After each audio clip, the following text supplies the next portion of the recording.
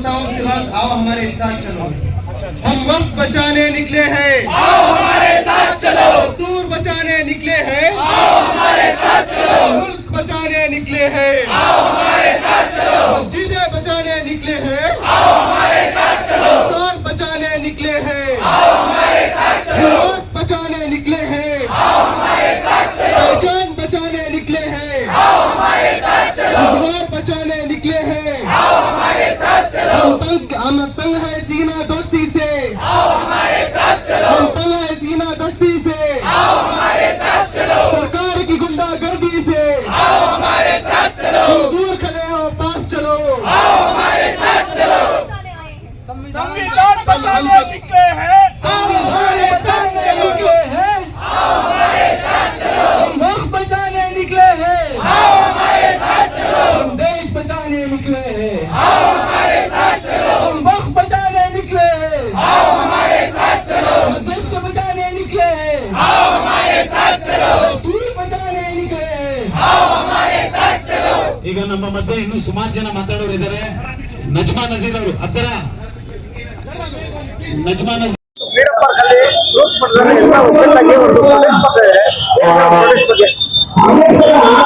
ನನ್ನ ಹೆಸರು ಉಸ್ಮಾನ್ ಆಟವಾಡ ಅಂತ.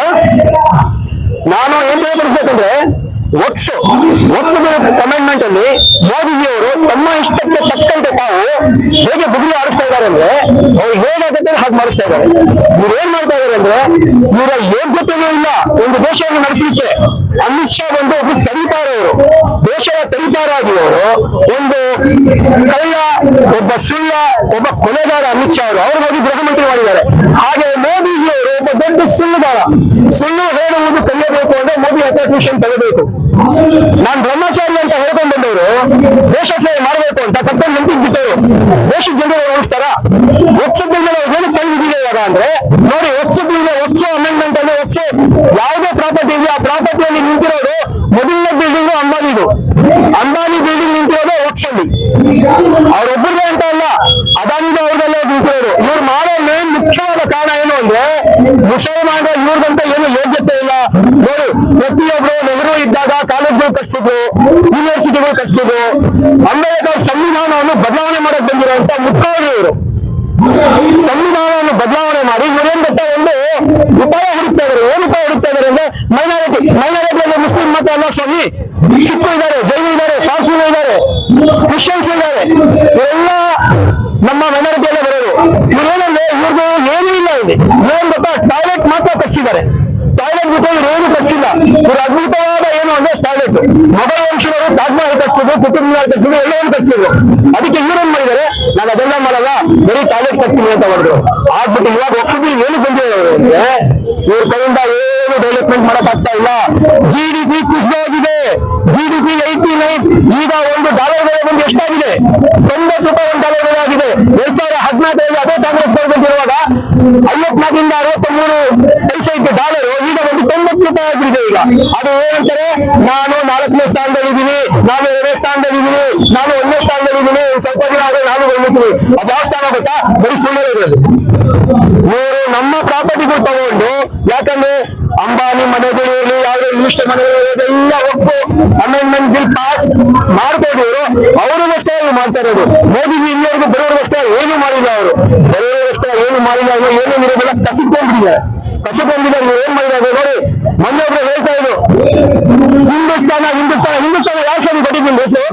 ಹಿಂದೂಸ್ತಾನ 1857 ಅರಬ್ ಸ್ಥಾನ ಕೊಟ್ಟಿದ್ದು. ಅರಬ್ ದೇಶದವರು ಹಿಂದೂಸ್ತಾನ ಅಂತ ಕೊಟ್ಟಿದ್ದು. ಹಿಂದೂ ಅಂತಾರೆ, ಸನಾತನ ಅಂತಾರೆ. ನೀವು ಜಾತಿ ಧರ್ಮ ಯಾಕೆ ಬರ್ತೀರಾ?